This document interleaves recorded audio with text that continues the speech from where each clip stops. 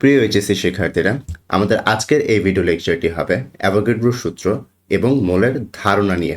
এবং তাছাড়াও আমরা এই দুটি কনসেপ্টকে কম্বাইন করে অনেকগুলো ম্যাথ করে রাখবো, যেগুলো আমাদের অ্যাডমিশন লেভেল প্লাস সিকিউর জন্য অনেক বেশি গুরুত্বপূর্ণ। সো চলো প্রথমে অ্যাভোগাড্রো সূত্রতে শুরু করা যাক। তো অ্যাভোগাড্রো সূত্র বলতে আমরা আসলে কি বুঝি?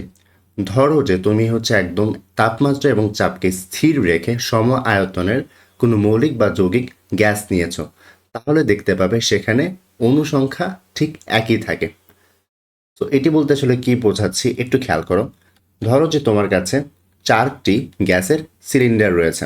সো প্রথম গ্যাস সিলিন্ডারে তুমি অক্সিজেন নিয়েছো, দ্বিতীয় গ্যাস সিলিন্ডারে তুমি হিলিয়াম নিয়েছো, তৃতীয় গ্যাস সিলিন্ডারে তুমি ফ্লোরিন নিয়েছো এবং চতুর্থ গ্যাস সিলিন্ডারে তুমি আর্গন নিয়েছো। তো সবগুলো গ্যাস সিলিন্ডারেই তুমি গ্যাস নিয়েছো সমান আয়তনের, অর্থাৎ 22.4 লিটার।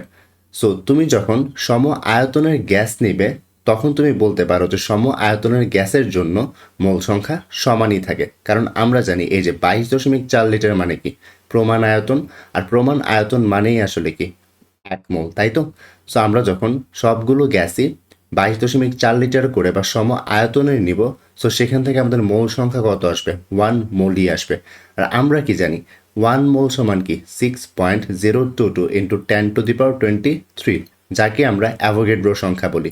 সো একটু যদি লক্ষ্য করো, 22.4 লিটারের জন্য তুমি সবগুলো গ্যাসের জন্য কত পাবে? কত মোল? 1 মোল, তাই না? এবং 1 মোলের জন্য তুমি কত পাচ্ছ?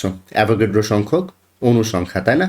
সো এখান থেকে আমরা কি বলতে পারি? এখান থেকে আমরা বলতে পারি সম আয়তনের সকল গ্যাসের সমসংখ্যক অণু থাকে। এটাই বেসিকলি অ্যাভোগাড্রোর সূত্র ছিল। তো এবার চলো অ্যাভোগাড্রো সূত্রটি তো আমরা বাংলাতে এবং কনসেপচুয়ালি বুঝে গেছি। এবার চলো ম্যাথমেটিক্যাল কিছু এক্সপ্রেশন অ্যাভোগাড্রো সূত্রের দেখি। অ্যাভোগাড্রো সূত্র মতে আমরা কি দেখেছি যে আয়তন কিসের উপর নির্ভরশীল? আয়তন হচ্ছে আমাদের মোট অনুসংখ্যার উপর নির্ভরশীল। প্রিভিয়াস স্লাইডে আমরা দেখেছি ভি সমানুপাতিক এন, অর্থাৎ আয়তন বাড়লে অনুসংখ্যা বাড়বে এবং আয়তন কমলে অনুসংখ্যা কমবে, তাই না? এবং এই ক্ষেত্রে টেম্পারেচার এবং প্রেশার কি থাকে? স্থির থাকে। এটাই ছিল আমাদের অ্যাভোগাড্রো সূত্রের একটা এক্সপ্রেশন, তাই তো? তো এটিকে আমরা চাইলে সমানুপাতিক চিহ্নটি তোলার জন্য আমরা কি করতে পারি? একটি ধ্রুবক কে ইউজ করতে পারি, রাইট? এখন দেখো যে এই যে এনকে রিপ্লেস করে আমরা অ্যাভোগাড্রো সংখ্যা এবং মোল সংখ্যা লিখতে পারি। সো আমার তাহলে সূত্রটি কি দাঁড়াবে? সূত্রটি দাঁড়াবে ভি সমান সমান K into N of A into N. এখানে এন অফ এর পরিচয় হচ্ছে অ্যাভোগাড্রো সংখ্যা, যেটিকে আমরা সাংখ্যিক মান দ্বারা এভাবে প্রকাশ করতে পারি যে 6.02 ইন্টু 10⁻23, এবং এন হলো মোল সংখ্যা। সো একটু খেয়াল করো, এখানে তোমরা যদি একটু লক্ষ্য করো তাহলে দেখবে যে এই যে কে এবং এন অফ এ পার্টটি আসলে কি এটা ধ্রুবক না? তার মান কিন্তু একটা ধ্রুব মান। সো এই পার্টটাকে আমরা তুলে দিয়ে আমরা কি একটা সমানুপাতিক চিহ্ন ইউজ করতে পারি না? আমরা একটা সমানুপাতিক চিহ্ন ইউজ করতে পারি। সো সমানুপাতিক চিহ্ন যখন আমরা ইউজ করব তখন আমরা সূত্রটিকে অ্যাভোগাড্রো সূত্রটিকে এভাবে লিখতে পারবো না যে ভি সমানুপাতিক এন, যেখানে এন হচ্ছে মোল সংখ্যা এবং ভি হচ্ছে আয়তন। তো এটি আসলে অ্যাভোগাড্রো সূত্রর একটা বিকল্প সূত্র। তো এটির যদি আমরা এখন গ্রাফ আঁকতে চাই আমরা কি করতে পারি একটু লক্ষ্য করো, যে আমরা যদি ওয়াই অক্ষতে ভলিউম বা আয়তন নিই এবং এক্স অক্ষতে মোল সংখ্যা বা এন নিই, তখন আমরা জানি যে যেহেতু এখানে হচ্ছে আমার আয়তন এবং মোল সংখ্যার সম্পর্কটা কি সমানুপাতিক, আর সমানুপাতিক সম্পর্কের জন্য আমাদের গ্রাফ কেমন হয়? সরল রেখা, তাই না? তো এভাবে চাইলে আমরা অ্যাভোগাড্রো সূত্র ইউজ করে গ্রাফ প্লট করতে পারি এবং এই সূত্রটি ইউজ করে আমরা ম্যাথ করতে পারি। বাট এই ম্যাথগুলো এই যে এক্সপ্রেশনগুলো রয়েছে এই এক্সপ্রেশনগুলো নিয়ে আমাদের আসলে তেমন ম্যাথ করা যায় না। আমরা যেই কনসেপ্ট ইউজ করে ম্যাথ করব সেটা আমরা একটু পরের স্লাইডে দেখব। তো মূল সংখ্যার ধারণা এবং গণনার এই স্লাইডটিতে আমরা মেনলি দেখব যে কিভাবে আমরা মূল সংখ্যার ধারণা ইউজ করে ম্যাথ করতে পারি। সো প্রথমেই আসি মূল সংখ্যা বলতে আমরা কি বুঝি। আমরা কিন্তু সেই ছোটবেলা থেকেই নবম দশম শ্রেণীতে জেনে এসেছি যে কোনো একটি পদার্থের মধ্যে যদি 6 × 10⁻23টি কণা বিদ্যমান থাকে তখনই আমরা তাকে কি বলি? মোল বলি, তাই না? এখানে একটু ভুল রয়েছে, এটা আসলে 6 × 10⁻23 না, এটা হবে 6.02 × 10⁻23, তাই তো? 10^23। সো কোনো পদার্থের মধ্যে যদি এই নাম্বারটি আসলে কি অ্যাভোগাড্রো নাম্বার না? এই নাম্বারটি হচ্ছে আমাদের অ্যাভোগাড্রো নাম্বার, অর্থাৎ পদার্থের যে পরিমাণের মধ্যে অ্যাভোগাড্রো সংখ্যক কণা, অণু বা পরমাণু থাকে তাকে কি বলা হয়? তাকেই বলা হয় হচ্ছে মোল সংখ্যা। তো মোল সংখ্যা বেসিকলি আমরা বলতে পারি যে 1 mole is equals to 6.022 into 10^23, right?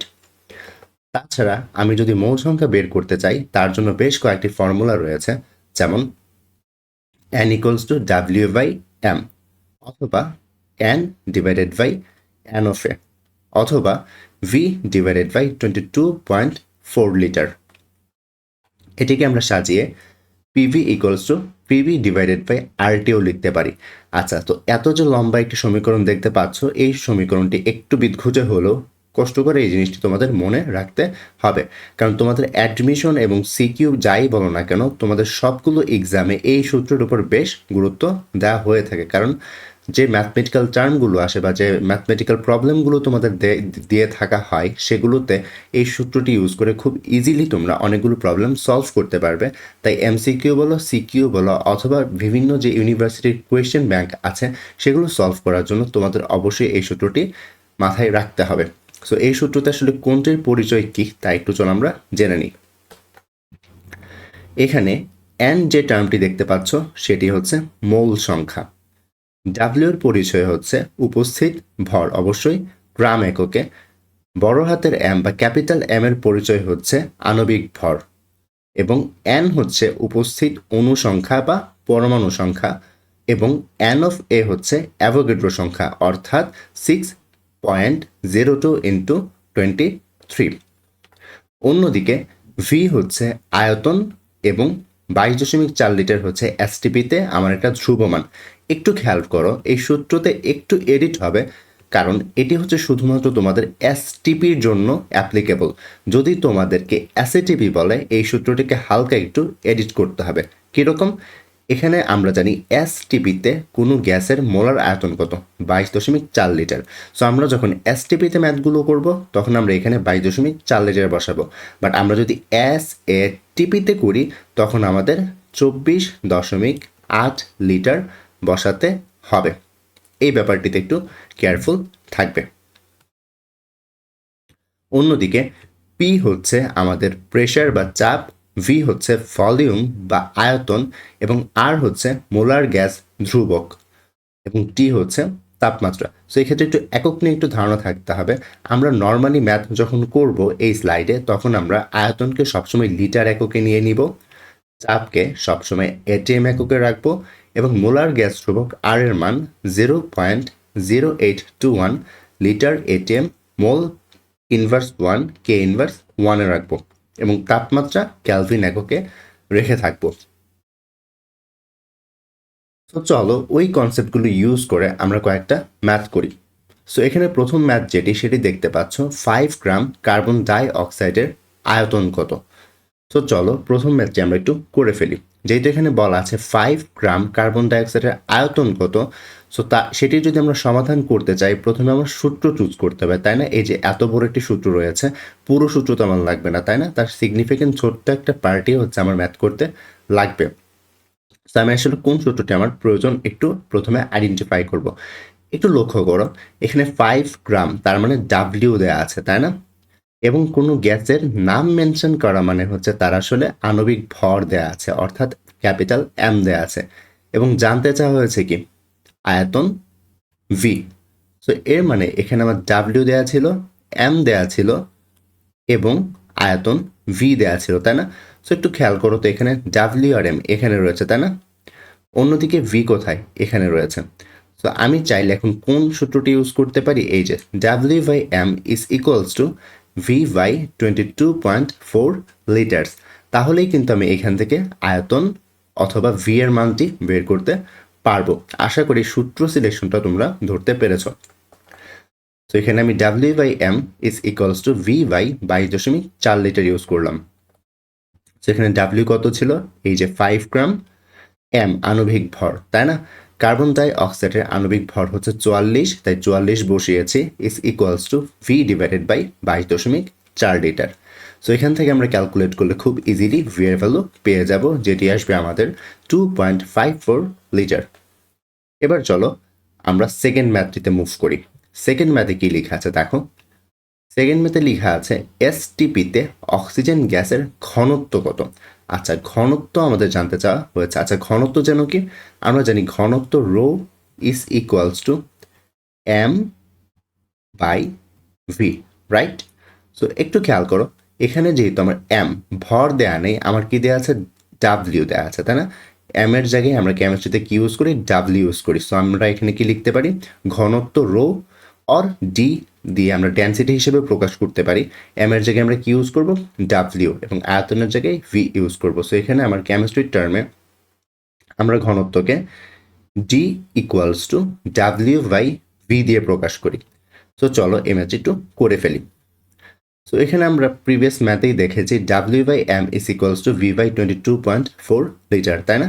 So আমি যদি চাই এই ভি যে পার্টটুকু রয়েছে তাকে আমি এম এর স্থানে আনতে পারি এবং এম এর পার্টটিকে আমি ভি এর স্থলে নিতে পারি। নিলে আমার ইকুয়েশনটি কাইন্ড অফ এমন দাঁড়াবে। সো একটু লক্ষ্য করে, একটু আগেই কী বলেছিলাম, ডাব্লিউ বাই ভি, এই যে দেখো ডাব্লিউ বাই ভি, এটি আসলে কি আমার ঘনত্ব বা ডেন্সিটি, তাই না?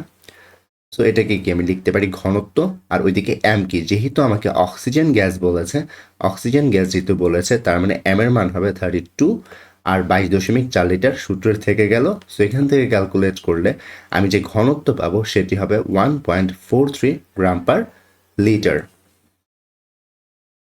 তো এবার চলো আমরা 3 নাম্বার ম্যাথটি করি। সো এখানে দেয়া আছে যে আমার 6.02 ইন্টু 10⁻21টি হাইড্রোজেন অণুর আয়তন কত। সো একটু খেয়াল করো, আয়তন জানতে চাওয়া হয়েছে, তাই না? তার মানে ভি জানতে চাওয়া হয়েছে। অন্যদিকে হাইড্রোজেন যেহেতু বলেছে তার মানে আমার আণবিক ভর জানা আছে, এবং এখানে কি দেয়া আছে, অনুসংখ্যা, তাই না? অনুসংখ্যা যেহেতু অর্থাৎ আমার এন দেয়া আছে। সো আমার যেহেতু আয়তন বের করতে হবে এবং এম এবং এন দেয়া রয়েছে, সো আমি চাইলে কোন রিলেশনশিপটি ইউজ করতে পারি? আমি চাইলে এখানে এই রিলেশনশিপটি ইউজ করতে পারি না, আমি চাইলে এখানে এই রিলেশনশিপটি ইউজ করতে পারি। সো এখানে এন এর পরিচয় কি, এন হচ্ছে আমার কত অনুসংখ্যা রয়েছে, এন অফ এ কি, অ্যাভোগাড্রো সংখ্যা 6.02 ইন্টু 10⁻23, তাই তো? সো এই মানগুলো যখন বসাবো আমি, তখন আমার যে ভি এর মান আসবে সেটি আসবে হচ্ছে 0.0224 লিটার্স। আশা করি বুঝতে পেরেছ। তোমরা যারা এখানে এই লাইনটি বুঝতে পারোনি সেটি আমি একটু এক্সপ্লেন করে দিই। এখানে আসলে কি হচ্ছে, এখানে আমি সিম্পলি ভিটাকে এক পাশে রেখে বাকি সবগুলোকে অন্য পাশে পাঠিয়ে দিয়েছি, তাই তো? আর এখানে এন এর ভ্যালু কি, এন এর ভ্যালু তো এখানে দেওয়া ছিল 6.02 ইন্টু 10⁻23, এবং এন অফ এ কি, এন অফ এ হচ্ছে আমার অ্যাভোগাড্রো সংখ্যা, যেটার মান হচ্ছে 6.02 ইন্টু 10⁻23, তাই তো? আর এখানে একটু ভুল রয়েছে, দেখতে পাচ্ছ যে এখানে 21টি আসলে পাওয়ার হিসেবে বসবে, কেমন? সো আশা করি এইখানের যে স্লাইডের যে ম্যাথটি ছিল সেটি তোমরা ধরতে পেরেছ। এবার আসো 4 নম্বর ম্যাথে চলে যাই। সো 4 নম্বর ম্যাথটা যদি তোমরা একটু খেয়াল করো, এখানে 30 ডিগ্রি সেন্টিগ্রেড তাপমাত্রা অর্থাৎ টি দেওয়া রয়েছে, তাই না? এখানে 30 ডিগ্রি সেন্টিগ্রেড তাপমাত্রা, তার মানে হচ্ছে এখানে টি দেওয়া রয়েছে, এখানে টি দেওয়া রয়েছে, এবং প্রেশার দেওয়া রয়েছে 1.2 atm, এবং চাপ দেওয়া রয়েছে, এবং গ্যাসের আয়তনও দেওয়া আছে ভলিউম ভি, তাই না? তাহলে আমার গ্যাসের অনুসংখ্যা নির্ণয় করতে বলা হয়েছে।